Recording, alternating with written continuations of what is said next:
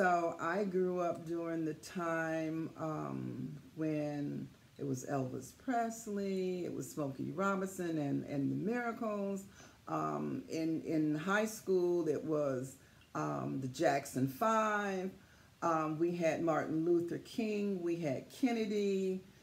We had Bobby. We had Robert. We had all of the Kennedy family. We grew up with Camelot, and we also I grew up during the time of race relationship, of when there was marches, segregation was going on, and then we had integration.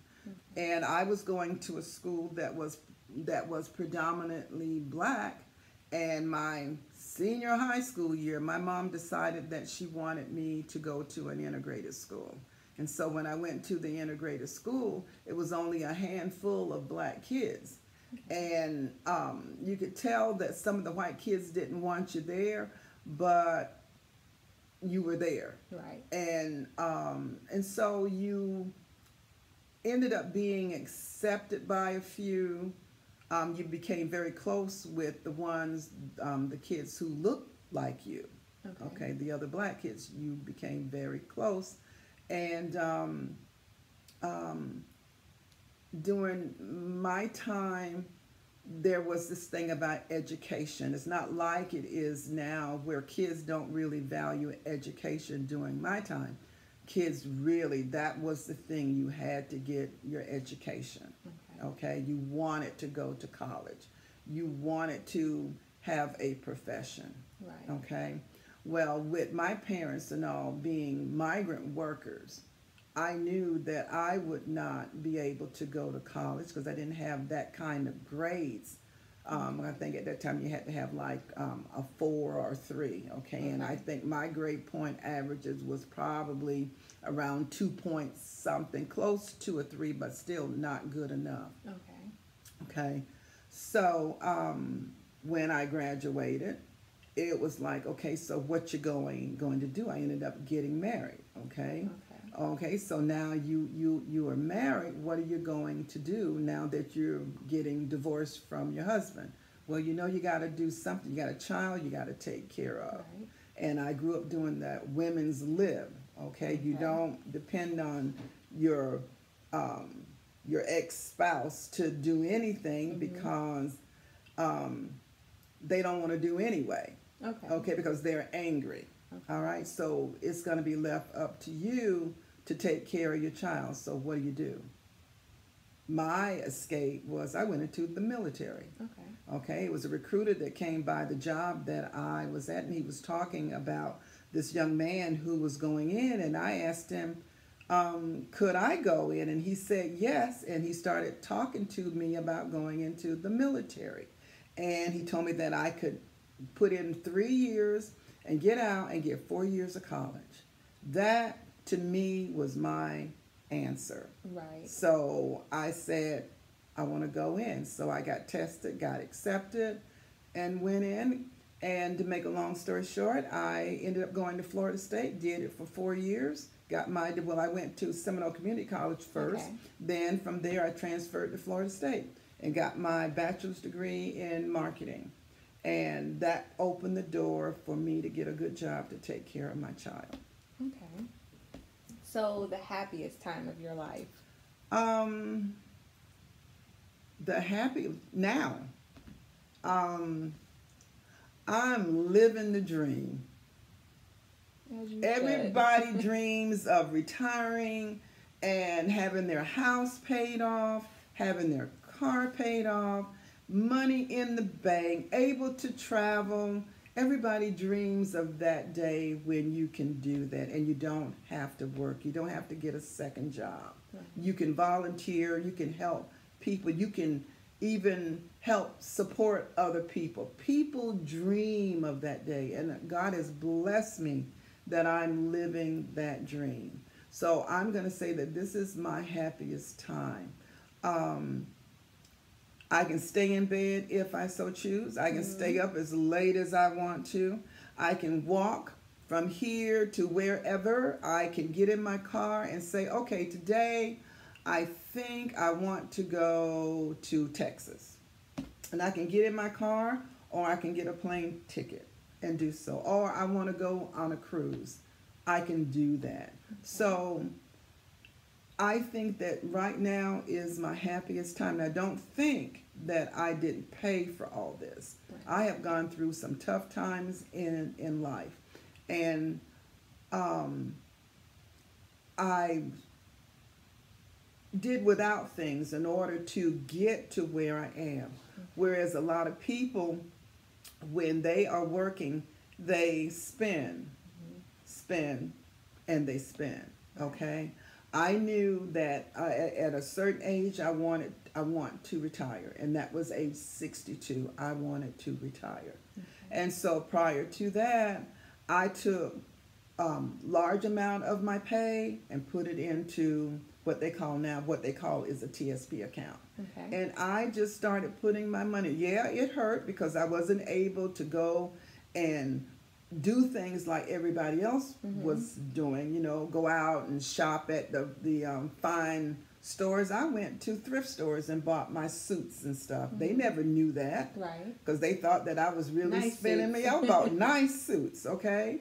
But I was saving my money, okay? And I bought a car, and you know me, I keep my car for years. Right. I don't like paying interest. I like for interest to come to me. Right. I want you to pay me interest. And so when I get a car, my car now is what? 11 years old, okay? There's nothing wrong with it. So I will probably keep it for another 2 years, Right. okay? But I'm saving money. And it's paid. And it's paid for. And it gets me from point B to point A, or from Right. point A to point B. And it's good enough that I can travel to wherever I want. I take it to the dealership, and I believe in your car going to the dealership when you buy it new. Right. Okay, I don't believe in shade tree mechanics. And because I don't believe in them, that car has never put me down. Right. And the car before it, I did the same thing. It never put me down. It's a Honda, okay, a Honda Accord, but it got me everywhere I wanted to go. So, like I said, to me, this is the best time. Okay. The best time. Okay. So what would you consider the worst life experience growing up? The worst life experience I think that I have had was when I was in elementary school. I was bullied. I was bullied by a young girl who I later found out that her life at home was horrible. That her mom was in an abusive relationship, and the young girl's name was Velma.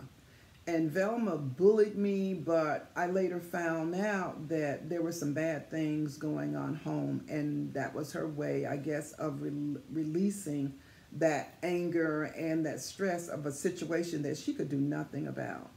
So, but that bullying lasted for, I think I must have been about in third grade, either second or third grade. And I would go home with scratches. I came home one day with a black eye. And my mom's philosophy was you don't fight. So that's why I didn't fight back. Well, my dad got tired, and he said, the next time she hit you, you try and knock the fire out of her. And that's all I needed. When she tried to bully me again, I let loose on that girl. I beat that girl so. She was bleeding at the mouth. She had a black eye. She was bleeding from the nose. They had to get me up off of her because I had all this built up anger that I couldn't do anything about until Daddy gave me permission. And when he did, that was it. So I would say that was the one event that really was the worst time of growing up. Okay. Yeah. Finding companionship and friendship. Friendship is not an issue. I mean, I've always been blessed with being able to meet just about anybody and strike up a conversation with, and that leads to friendship. But companionship, for some reason, that has just escaped me. The men that seem to be attracted to me are usually married men. The single men, they don't come near. And I don't know if I got some kind of a mark on my forehead or what, but that has been the one thing that has been escaping me. Now, when I was younger, it was not an issue.